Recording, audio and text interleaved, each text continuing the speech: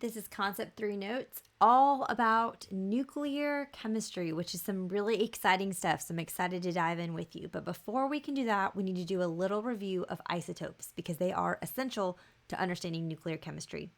So if you remember, isotopes are atoms of the same element with different numbers of neutrons.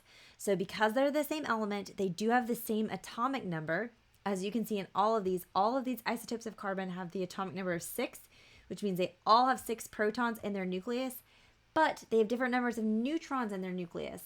So carbon 12 has 6 neutrons, carbon 13 has 7, carbon 14 has 8. They still have the same number of electrons as well. So we're just looking at different numbers of neutrons. And so all elements have different isotopes of themselves. There's different versions of them. And some of the different versions are naturally occurring, while others have been created in labs. And we say that the less stable isotopes are called radioactive isotopes. And whether or not an isotope is stable depends on what's going on in the nucleus. So let's review the nucleus too. If you remember, the nucleus is the dense center of an atom, and it's made of positive protons and neutral neutrons. And the nucleus is held together by an extremely attractive, strong nuclear force.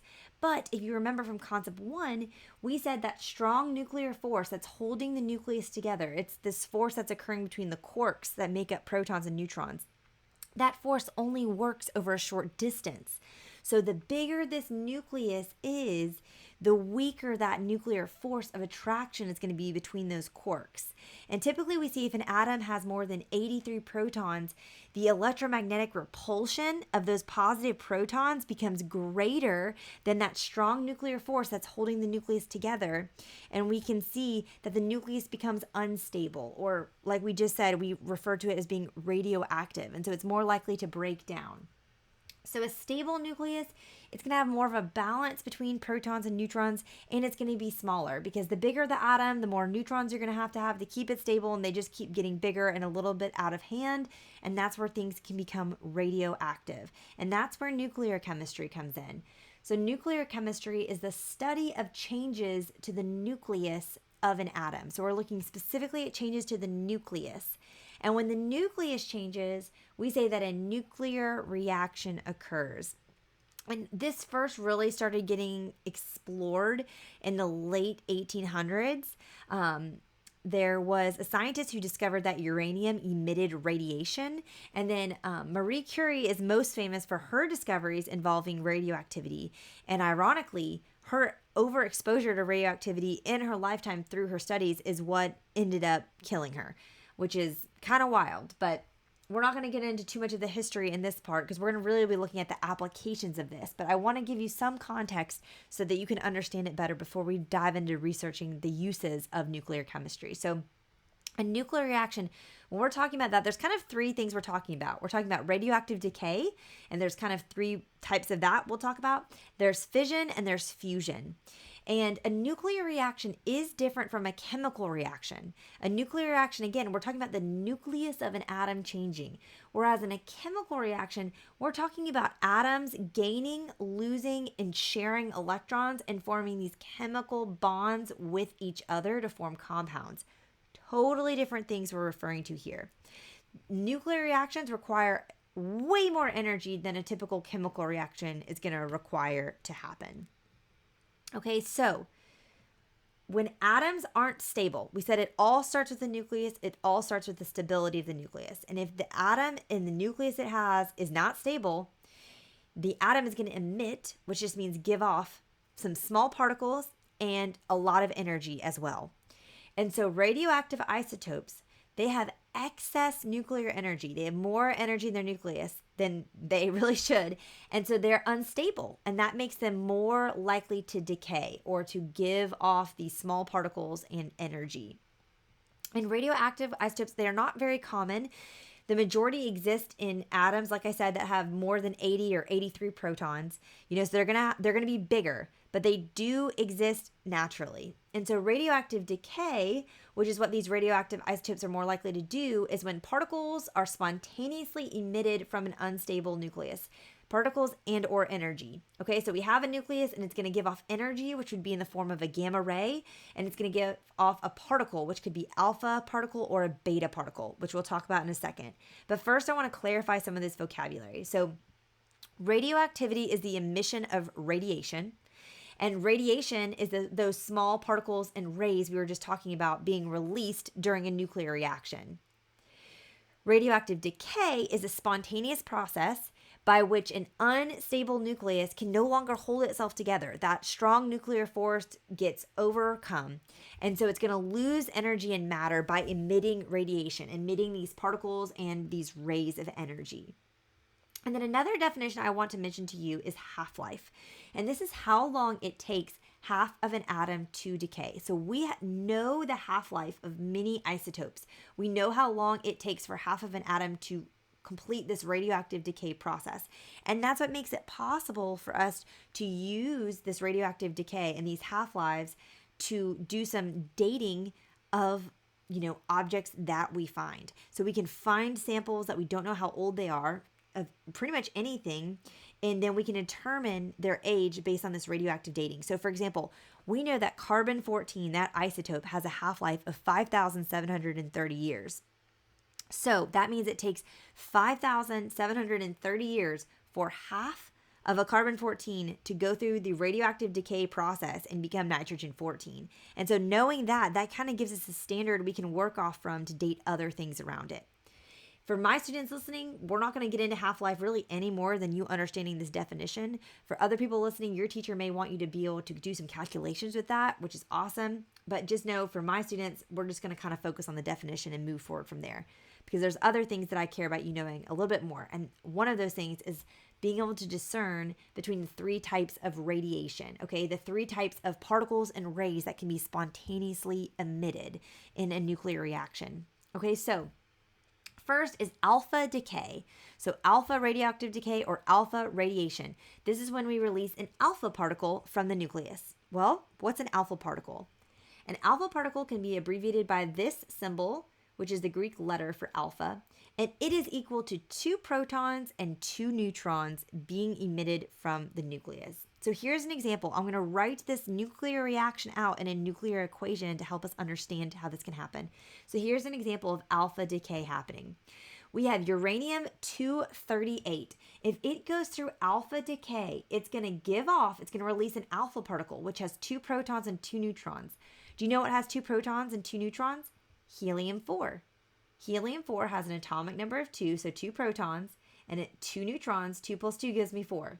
So when this uranium-238 goes through alpha decay, it's going to give off an alpha particle, which is helium-4, and then it's going to become, because again, it's going to lose 2 protons when it gives off that alpha particle. So now it's going to become whatever has an atomic number of 90, which is TH on my periodic table, which is thorium. Had to look that one up. It's been a hot minute since I've thought about thorium. Okay, so we see that when it breaks down, we're losing our mass number 4 is going to go down. So this number is going to go down by 4 as well. But also notice that we're going to lose 2 here. So it has to balance on either side of the nuclear equation. That's really important. Okay, the second type of radiation is beta decay, beta radioactive decay or beta radiation. That's when we're going to release a beta particle from the nucleus. So what's a beta particle? It's represented by the Greek letter beta, and it's just 1 electron is going to be lost. Now, how does an electron even get into the nucleus? Because remember, we're talking about something coming from the nucleus. So how does 1 electron get released from the nucleus? That doesn't even make sense because electrons aren't in the nucleus. Well, typically what will happen is a neutron is going to split into a proton and an electron, and then that electron is given off. So we're going to gain a proton, we're going to lose a neutron, gain a proton, lose an electron when there's beta decay. Kind of confusing. Let's look at an example. This helps. So let's look at carbon-14, this isotope of carbon-14. If it undergoes beta decay, it's going to give off an electron, like we said. An electron's going to have no mass number because it has no protons and neutrons. And we put a -1 to represent the proton that's going to get lost from that neutron splitting. And then what we see here is we get nitrogen-14, and we notice it has gained a proton from when that neutron split and gave off that electron. Okay, so that's a representation of beta decay. Now, the third type of radiation I want to review with you is gamma radiation. And this is the release of gamma rays from the nucleus. So we're just going to release energy. We're not going to release an actual particle. So a gamma ray is represented by the gamma Greek letter, and it's just a form of electromagnetic radiation. If you remember the electromagnetic spectrum, which we learned about in physical science, if you had me for physical science, gamma rays are over here. They are super high frequency, super short wavelength, electromagnetic waves on the electromagnetic spectrum, and they have super high energy. So this is what we're talking about giving off here. And notice this radioactive symbol, because this is part of, this radioactive decay. It's radiation. That's what we're talking about here on the spectrum. And gamma rays are often being emitted during alpha and beta radiation. So when we're getting rid of an alpha particle, or when, a beta particle is being emitted, oftentimes a gamma ray is being emitted as well. Now, I love this picture. I want to show this to you just so you can kind of see. I love this because it shows the different notation for alpha, beta, gamma. It also shows you what kind of could be representative of what it's looking like. So remember, an alpha particle has 2 protons and 2 neutrons. A beta particle is just 1 electron. And then a gamma ray is just energy. So it's kind of like a little wave here to represent the electromagnetic ray or wave that's going to be given off. And I love this picture too because it kind of shows you what these can penetrate.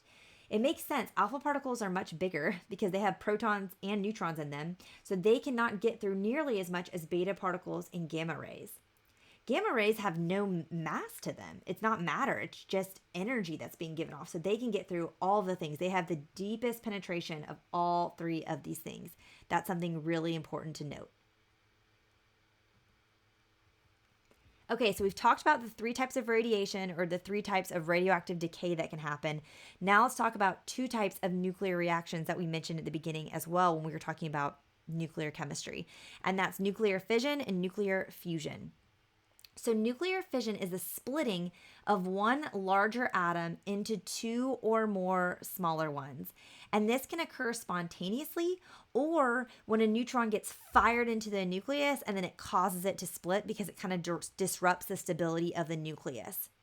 And oftentimes this can cause a chain reaction like pictured here. So we shoot a neutron into the nucleus, it causes the nucleus to split, then that causes neutrons to be released that then hit other nuclei, and then they keep splitting. And it creates this exponential result with insane amounts of energy. The problem is it also results in the release of radioactive waste, which is not the greatest thing. Now, 20% of our energy in the United States is provided by nuclear energy, and it's our nation's largest source of clean energy. And we say clean energy because it's using non-renewable, or we're using renewable resource. We're not using non-renewable resources is what I mean here, aka coal, oil, natural gas. So that is a great thing, but we still have this radioactive waste, which is troublesome.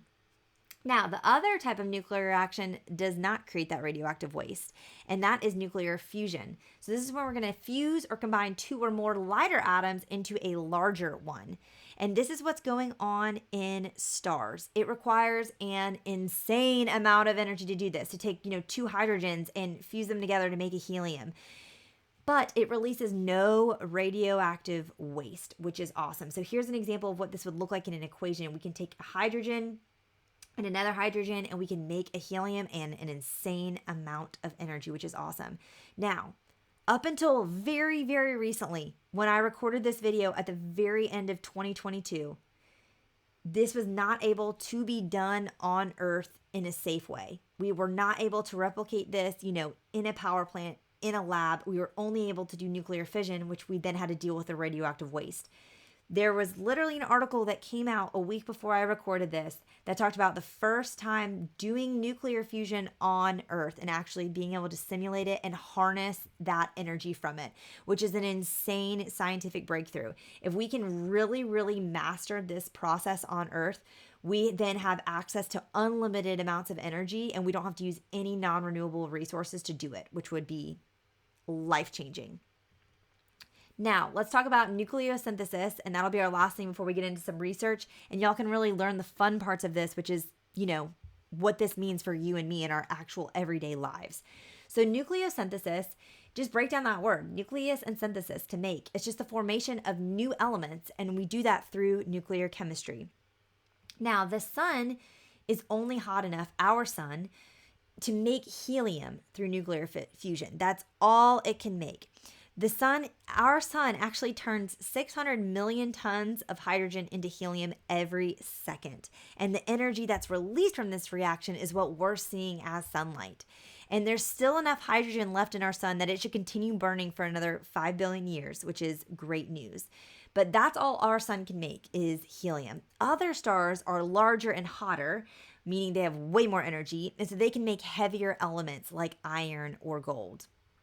The elements that naturally exist on Earth are here because of fusion reactions in other stars that exploded and released those elements billions of years ago. That's what scientists believe at this point. So it's pretty cool stuff. The sun's not just up there shining and giving you a suntan. It's doing some pretty amazing things and at a pretty insane rate of 600 million tons of hydrogen every second becoming helium. It's amazing. Okay. Now let's get into the fun stuff. Let's see where this really matters for you and has applications to your life. We're going to do a research project about nuclear chemistry, and I think you're going to learn a lot of cool stuff about this process.